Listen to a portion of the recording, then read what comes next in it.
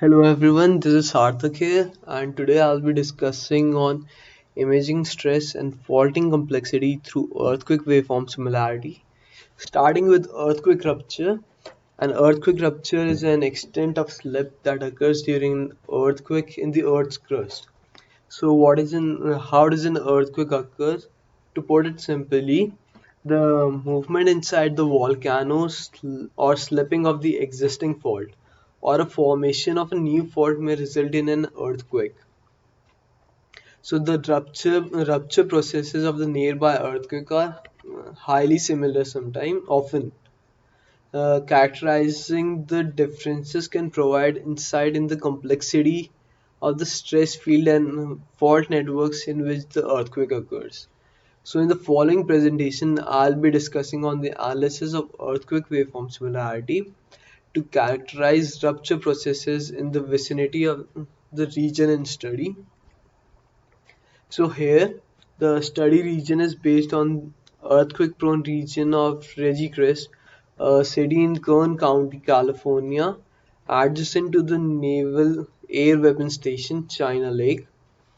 The right side map here shows earthquakes from duration of 1st January 2000 to 28th August 2019. The black dots in the map represent the relocated earthquakes.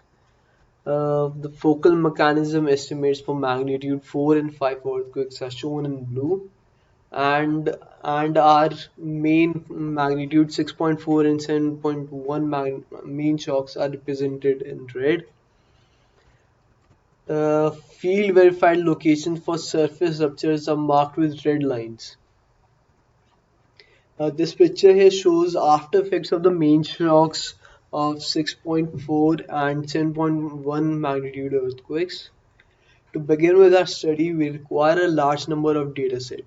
That's why a time period from 2000 to 2019 is taken here. We here have three main datasets required for the study. Firstly, initial earthquake location and phase arrival estimate. Second, triggered waveform from a local broadband and short period stations within 80-kilometer epicentral distance. Thirdly, focal mechanism estimates derived from P wave first motion and SP amplitude ratio. Moving on to the methodology. So as a primary step, the precision of the input earthquake hypocenter is refined using relative relocation technique. So here we apparently have three different kinds of method: double difference, master event, and simultaneous relocation. Beginning with the double difference method, seismic events originate from mining operation tends to form clusters or cloud. This concentration of events led itself well to relocate algorithms. The double difference algorithm is designed for situations and is less sensitive to velocity perturbations that traditional absolute events relocate. The quality of the result depends on the size of the data. So if we have a larger data set, we'll have a higher degree of confidence in our result. One of the double difference technique assumption is a requirement that the wave from each source must be recorded at all receivers. So here it is an illustration for double difference relocation algorithm. Here the solid and open circle represent trial hypocenters that are linked to neighboring events by cross correlation. Cross correlation here is indicated by solid lines, and catalog data here is represented through dotted lines. The figure in the right side is a example of relocation of 28 highly correlated events with three independent data sets. Moving on to master event method, it is the complete opposite of double difference method. All the relocated events are linked back to a single master event. This is a significant hindrance to the technique, as the location error in the master event will propagate through all the relocated events. So this here is an illustration for the same master event method. All the circles, triangles, and rectangles in the left side figure are events that have been relocated with respect to the single master event. Um, the right side figure is a cross correlation example for P wave on the vertical component of a single station. Uh, Here the small diamonds denote the discrete values for correlation for each shift of one sampling interval, and this the continuous curve is the parabola fitted by least square through the peaks of discrete values. Uh, Moving on to the third method, that is simultaneous relocation method. It overcomes the master event algorithm restrictions by determining cross-correlation time delays for all possible event pairs and combining them in a system of linear equations that are solved by least square methods to determine hypocentral separations. So this is a plot for all coherency measurements for all possible pairs of initial locations. So the top in the left, the top part represents the coherence or the relocated multiplets. The bottom dots represent coherency for non-relocated part of the initial section. Each dot indicates a coherence greater than 90% for the corresponding pair of events. The second figure is a projection of relocated clusters on a north-south vertical panel, showing absolute locations and relative location with their 90% confidence ellipse.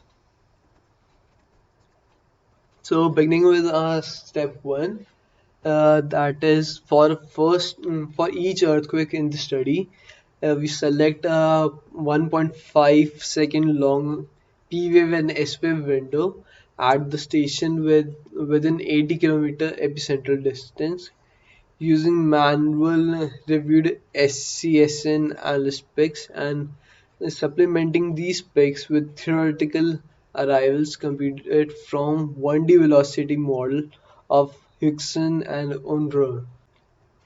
This is a model to invert for three-dimensional methods of VP and VP by Vs structures of upper and middle crust. Using these models, we can determine the three-dimensional S-wave velocity and Poisson's ratios of the different models. Second steps come for the correlation of the waveforms from each events with its 13 nearest neighbors to obtain differential time travel estimates at common stations. This is so moving on to step three, that is subset the differential travel time data set to include only results with peak cross correlation values greater than zero point 0.7 and use the relative relocation algorithm glow crust to refine the hypocentral location. So what GrowCrush is a computer program that applies the method of Trugman and Shearer to relocate earthquake hypocenters using differential time obtained from the waveform correlations of various events observed at a set common seismic stations. Uh, we use GrowCrust as it is robust, computationally efficient, and multi-scale in its capacity to handle data sets of small and large sizes. So this here It is a Growcast is an open source program and it is available on GitHub. The complete code we can see it is written in Fortran and it can easily be interpreted if a person knows Fortran. The link for the same I've provided in the reference page and also be providing in the description below. So moving on to the next step, that is step 4. The relocation of earthquake is followed by bootstrapping sampling to estimate median horizontal and vertical uncertainties of 57 and 127 meters. So bootstrapping is a simple step, follows four simple steps. First is choosing a number of samples from our original sample and then choosing a sample size. As you can see, the middle image shows bootstrap samples that have equal sizes. For each boot sample, we have two other steps, that is draw sample with the replacement with the chosen sample. Second, the calculation of the statistics of the sample. um, After this part, we can easily calculate the median for the sample statistics. Moving on to step 5. With the relocated catalog, we measure the waveform similarity for each earthquake with the nearby events. Cross correlation pairs of earthquake is close sparsely proximity. This time using a full waveform including both P and S wave arrival as well as with their. We begin this window of 0.5 seconds before a P wave arrival and end it at a t time t equals to 3.0 plus 0.21 hour after the prediction S arrival. Here R is an epicentral distance in kilometers. These values were selected by virtually inspecting waveform to ensure the dominant proportion of signal was captured at epicentral distance from zero point 0.8 kilometers.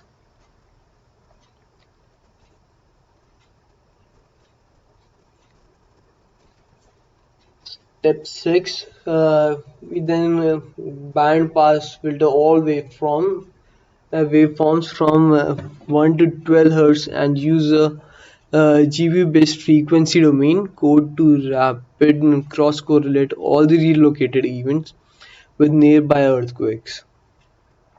Safe peak cross-correlation result from all stations that meet a minimum signal to noise ratio. Safe peak correlation results for all the stations that meet a minimum signal to noise ratio criteria instead of only values exceeding a predefined threshold of use for earthquake location. For each earthquake we define a waveform similarity coefficient SWI as the average correlation CC with all neighboring earthquakes J within a fixed hypocentral distance RH max. So moving on to the results we get, this is a time series of waveform and focal mechanism similarity coefficient. The panel here shows the time evolution of waveform similarity coefficient in 3 years preceding the July 2019 Regicrest sequence. Uh, the second B part and C part are the zoom parts of the sequence, plotting the time evolution of waveform similarity and focal mechanism. Each panel here shows measurements of individual earthquakes as black dots. Median values for casual 400 events, moving windows as solid lines, and interquartile range of these windows as shaded envelopes. The uncertainties and are spread in observations are notably large for mechanism-based estimates in C than for the waveform-based estimates in B figure. Uh, in this figure, we show the temporal change in distribution of waveform and focal mechanism similarity coefficients. Here the panels show kernel density estimates of probability distribution for waveform similarity and focal mechanism similarity, each normalized to integrate to 1. The pre-event and the post-events are colored in blue and red, with the individual events estimates denoted as small black dots. This is a map view of the waveform and focal mechanism similarity coefficients of Reggie Kress aftershock. We have three panels here, A, B, and C. With panel A and B shows location of events with valid waveform similarity and focal mechanism similarities, with values color coded such that warm colors indicate high level of similarity. The third panel shows total slip distribution of magnitude 7.1 mean shock from the static inversion. While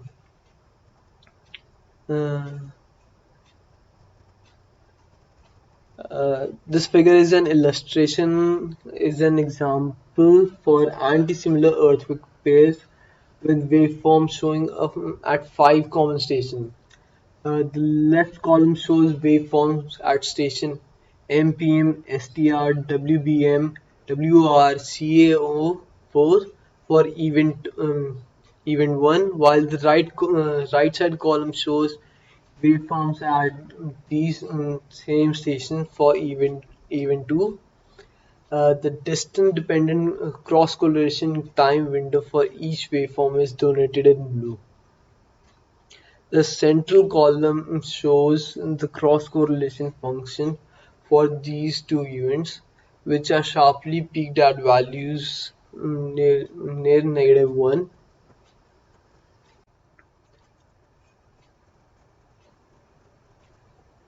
So the 2019 Digicrest earthquake sequence provide a fantastic example of earthquake interaction processes and faulting complexity captured by modern seismic and geodetic networks.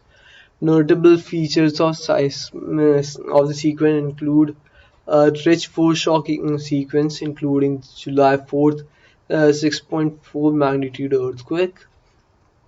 Second, apparent multi-fault rupture of the magnitude 6.4 event, where two nearly perpendicular fault segments. The complexity of the July 6 7.1 magnitude main shock rupture, which includes multiple sprays of northwest and southeast rupture tips. The results of the observations are that the July 2019 tragic crest events show a drop in median similarity as the sequence covers. Prior to July 2019 sequence, the earthquake in this area exhibits relatively high similarities to nearby events, indicating that they slip with similar mechanisms on closely aligned or identical faulting structures. The emergence of coherent spatial patterns of similarities within the rupture zones. We The occurrence of the aftershocks with anti-similar waveform over short length scales, a substantial reduction of initial pre-stress allows post-event stress orientation to significantly vary over short length scales near the rupture panels in direct corresponds with the variability and roughness in the main shock slip distribution. This local complexity is the stress in the stress may cause earthquake to rupture with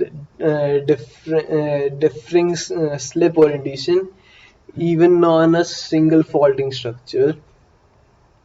The observation of long strike variations in the earthquake similarity supports the notion that the waveform similarity lends insight to the details of the stress field at length scales of tens to hundreds of meters, particularly the clustering of low similarity events at the high slip regions of magnitude 7.1 rupture. We even have another study included in it by Ross in 2019, which combined detailed analysis of seismic and geodetic dataset uh, to image highly.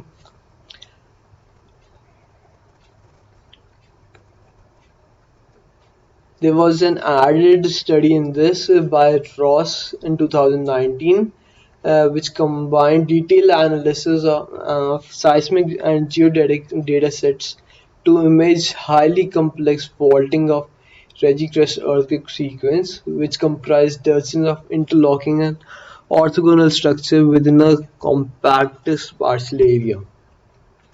So, in the conclusion, Regicrescism is consistent with prior field observation and dynamic rupture modeling, demonstrating large earthquakes can generate substantial damage networks of off-fault fractures in the region surrounding the main rupture trace. This type of intersecting faulting complexity may play a significant role in the lower levels of earthquake similarities that we observed during the Regicrest aftershock sequence, with anti-similar aftershock being an extreme through versal example. Earthquake occurring on structures of different orientation would necessarily be less similar to one another than pairs occurring on the same structure. Earthquake rupture processes are sensitive to changes in both stress and strength. Because of this, it is difficult to separate the effects of stress-derived differences in slip direction from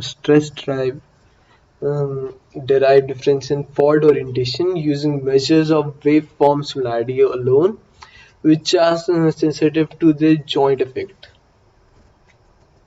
So that was it. These are the reference and the glue crust relocation algorithm has been provided here. Thank you.